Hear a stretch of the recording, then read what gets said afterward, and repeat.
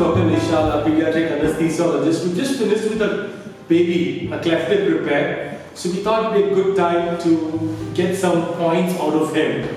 A lot of our subscribers keep asking us about the risks for pediatric anesthesia, and they want to know what type of agents we use to make it as safe as we can. I keep telling them it's the teamwork, it's the expertise we have, and also some of the agents. But one of the things, our main thing I want to ask Dr. Nishal is, Nishal, what is the real use of using sevoflurane in pediatric cases? Olden times we used to use halothane. That's one more volatile anesthetic agent for inducing the patient. But sometimes the surgeons will be using some adrenaline mixed xylocaine and all. So those kind of things are producing little bit of arrhythmias. So nowadays we have got safer volatile anesthetics, which is sevoflurane, which has been there in market for a long time now. So for induction it's much faster when the patient goes to sleep, and there is no arrhythmias or any other problems with the sevoflurane. So nowadays whole world, I think now they are using only sevoflurane for pediatric anesthesia as such, and we are inducing with sevoflurane and doing the case under sevoflurane, nitrous and oxygen. Very less amount of muscle laxants we are using. Very rarely we use muscle laxants. Most of these lips, and they don't need much of a relaxant. And also one more thing about it is surgeon also feel comfortable the muscle is coming together. If it is on the muscle laxants, it comes together much easier. But after that maybe it is more tighter. We don't know that. We have not done a study or anything. That's my thought process. So we avoid all those muscle laxants. Even sevoflurane gives a bit of a muscle laxant effect. So sevoflurane, nitrous oxygen is what routinely we are using. In a patient's cardiac conditions or anything, then we will go with sevoflurane air and oxygen. We will avoid nitrous. This we have been doing pediatric cases for now being 2-3 years. We have not changed the plan. Same plan always works. That is a better plan. That's what I always think. And also the teamwork. So we've done literally not hundreds but thousands of cases together. Pediatric thousands we have done together. And so I think that also matters because you exactly know when I'm going to finish, and so we don't waste time and it's quick. Like the last baby was playing like 1 minute after surgery or something. That's rare even here. But that's to tell you the safety and the efficiency which the pediatric kids are maintaining. Alright, we move on to the next question as to what exactly are the real concerns for parents, like in terms of weight gain. So because these kids, we tend to do their first surgery when they're 5 kilos of weight. So can you suggest something about the weight and the current correlation of this weight with our safety? For us, as from the anesthesia point of view, we don't have a weight limitations. Even we have done cases not for cleft lip or palate, those kind of cases, but there are cases where 1 kilo babies, 1.5 kilo babies, all comes for different kind of surgeries. For example, anal imperforate anus, like because they don't have an anal hole.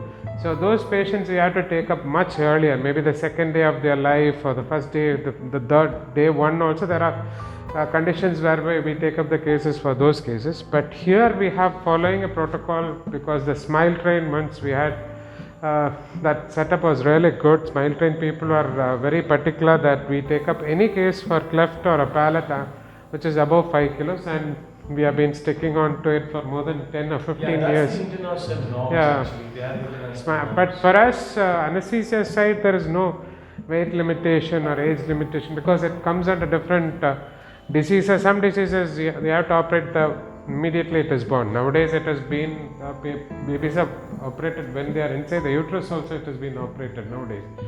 So for cleft palate and things, we expect at least 4 to 5 kilos weight.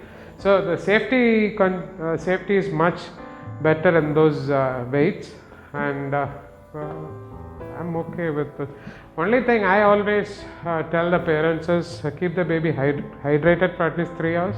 So getting IV line, that's the only thing I always feel difficult about, because crying baby, then you have to put them under to get IV line. Sometimes it is difficult. So whenever the parents bring the baby here, only thing they have to be kind of thing is IV line. IV line access, if they could get my staff, she does a beautiful job.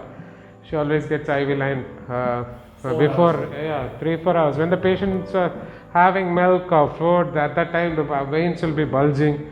It's very easy to get it. So when we keep them on fasting for 3 hours, 4 hours, then the veins and all collapse. Then to get them into the thing, then give some kind of anesthesia, volatile, then to put a line. Sometimes it takes difficulty it is. So she always makes it sure that patients are with line. Then my job is very, very easy.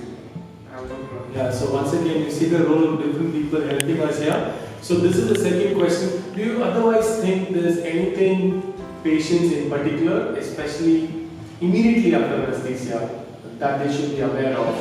I'm talking in terms of feeding, because you know how much more we tell the mothers, they tend to give little fluid, water, especially milk or something. So can you tell them why strictly we should keep fasting? Both before and after Isha. I'm seeing also some of them give, after 1 hour they try to give some feed. So post surgery, if the patient is fully conscious, oriented, running around kind of, then 1-2 hours is good enough, no problem. But pre-operatively, what happens is little bit of water is okay, fine with me.